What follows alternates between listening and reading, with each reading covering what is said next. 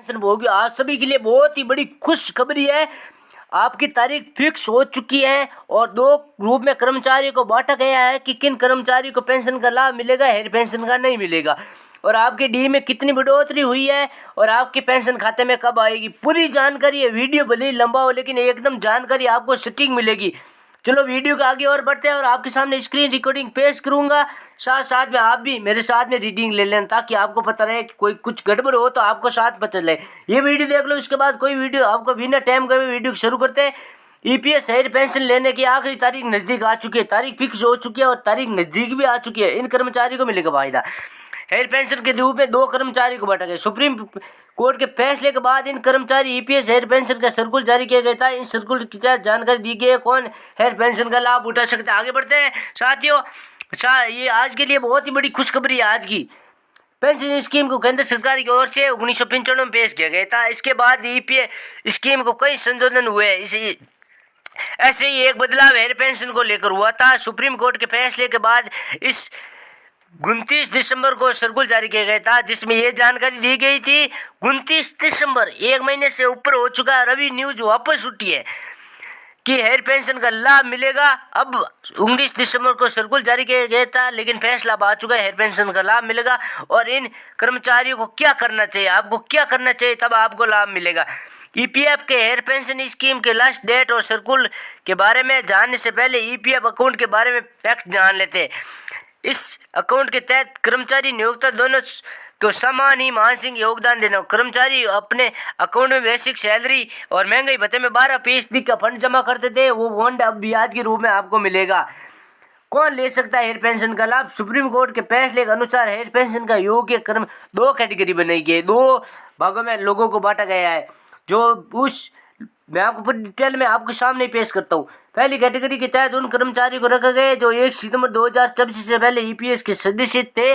उन्होंने ईपीएस की उच्च पेंशन पाने का विकल्प भी चुना था। साथ ही पहले से ज़्यादा योगदान दे रहे हैं लेकिन हेयर पेंशन की रिक्वेस्ट ईपीओ ने अस्वीकार की दी थी। दूसरी कैटेगरी के तहत वे कर्मचारी आते हैं जो 1 सितंबर 2014 के ईपीएस के सदस्य थे लेकिन अवकाश आवेदन पत्र जमा करने की हेयर पेंशन का विकल्प सिलेक्ट नहीं कर पाए। अब न्यूज की ओर बनेंगे। ईपीएफ ने 29 दिसंबर 2022 को पहली कैटेगरी के कर्मचारियों के लिए सर्कुलर जारी किया गया था, जिसमें 15 शर्तों के साथ पेंशन के आवेदन करने का प्रयास के बारे में जानकारी दी थी। साथ ही इस प्रक्रिया के लिए एक लिंक शेयर की गई। अगर आप हेयर पेंशन के लिए अप्लाई करना चाहते हो तो उस लिंक पे जाकर अप्लाई करो। मैं आपको पूरी डिटेल में समझाऊंगा उस लिंक पे कैसे जाएंगे। वह दूसरी कैटेगरी के कर्मचारियों के लिए प्रोसेस स्पष्ट नहीं है।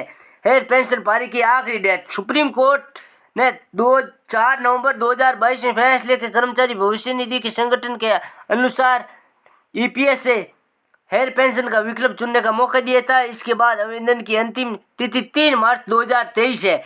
देखो तारीख 3 मार्च आ चुकी है। मैंने आपको पहले बोला था सही न्यूज़ है। अब जो रुके उसके लिए बहुत ही खास न्यूज़ है। अब रुके और कोई आपके साथ में कोई ऐसे स्टाफ है जो भी न्यूज़ सही देखना चाहते हैं उसे एक बार शेयर कर लो। अब आज के लिए बस इतना ही। मैंने आपको पूरी डिटेल समझा दी है। 3 मार्च को जो फैसला है, आवेदन की अंतिम तारीख है, आवेदन कर सकते हो। मैंने आपको बता दिया कि आपकी पेंशन कब आएगी। पूरी डिटेल 2 कैटेगरी में बांटे गए। पूरी न्यूज़ आज की बड़ी वो आपको एक बार मैन वापस सुना देता हूँ। 2 कैटेगरी में बांटे गए हेयर पेंशन के लिए। एक तो 29 सितंबर 2014 से पहले जो रिटायर पहले सदस्य थे और उन्होंने उच्च पेंशन पाने का विकल्प भी चुना था, जिसने ज़्यादा योगदान भी दिया था। बाद में रखा गया जो 2014 के सदस्य थे लेकिन उन्होंने उच्च पेंशन का विकल्प नहीं चुना था, उन्हें वापस एक लिंक के द्वारा उच्च पेंशन पाने का जो विकल्प दिया था उन्होंने चुना या नहीं चुना वो मुझे पता नहीं। आप वो सदस्य आपको पता होगा। मेरा काम है एकदम सही न्यूज़ लाना और मैंने आपको ये न्यूज़ बता दी। इसके बाद आपको जरूरत नहीं पड़ेगी कोई दूसरी न्यूज़ देखे। आज के लिए बस इतना ही। अगर आप इस चैनल पर नहीं जुड़े तो चैनल पर जुड़ो ताकि आपको पता है और आपकी सुननी होगी कि आपको इस चैनल पर कैसी न्यूज़ मिलती है। तो बस इतना ही। सदस्य नहीं जुड़े हो तो हमारे चैनल के सदस्य जुड़ जाओ ताकि आपके सदस्य की कोई अगर न्यूज़ आए तो आपके पास टाइम से पहुंच सके और आपको भी पता लगे।